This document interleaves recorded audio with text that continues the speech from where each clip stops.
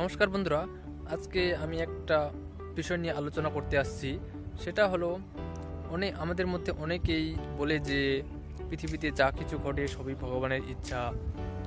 যেমন নিজের কিছু করলেও সেটাকে ভগবানের ইচ্ছা বলে, এবং প্রকৃতিতে যা কিছু ঘটে, যেমন কখনো বৃষ্টিপাত হয় সেটাকেও ভগবানের ইচ্ছা বলে, কখনো ভূমিকম্প হয় সেটাকেও ভগবানের ইচ্ছা বলে, কখনো দাবানল হয় সেটাকেও ভগবানের ইচ্ছা বলে। তো এরকমভাবে তারা সব কিছুকেই ভগবানের ইচ্ছা বলে চালিয়ে দিতে চায়। তো এখন আমার প্রশ্ন, যে আগে মানুষ যখন জানতো না যে ভূমিকম্প কেন হয়, বৃষ্টিপাত কেন হয়, তখন তারা না হয় কোনো যথার্থ বৈজ্ঞানিক প্রমাণ বা আবিষ্কারের অভাবে তারা সেটা গবেষণা করতে পারেনি। কিন্তু এখনকার যুগের বিজ্ঞানীগুলা তারা এগুলো আবিষ্কার করতে সক্ষম হয়েছে। তারা বুঝতে পেরেছে যে বৃষ্টিপাত কেন হয়, বজ্রপাত কেন হয়, বা দাবানল কেন হয়, বা ভূমিকম্প কেন হয়। তার ফলে তারা কী করেছে, তারা যেমন আজকে অনেক বিজ্ঞানী, যেমন ভারতে দেখলাম ওই দিন যে তারা কৃত্রিমভাবে বৃষ্টিপাত করেছে। অনেক দেশেই কৃত্রিমভাবে বৃষ্টিপাত করে, যেমন চায়না করে, সৌদি আরব করে।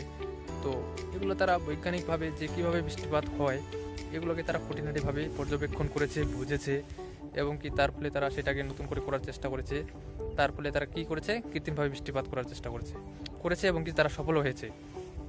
তো এখন প্রশ্ন, তারা যে অনেক মানুষই যে বলে সব কিছুই ভগবানের ইচ্ছা, তো এখন তাদের কাছে আমার প্রশ্ন, তারা এভাবে সব কিছুকেই ভগবানের ইচ্ছা বলে বলার মাধ্যমে তারা কি তাদের নিজেদের উদ্ভাবন শক্তিকে নষ্ট করে দিচ্ছে না? যেমন পৃথিবীতে আজ পর্যন্ত যা কিছু আবিষ্কার হয়েছে, তো সেগুলোই তো শেষ আবিষ্কার নয়। আরও তো অনেক কিছু আবিষ্কার হওয়ার বাকি আছে বলবো না, যে অনেক আবিষ্কার বা অনেক রহস্য আমাদের অজানা রয়েছে।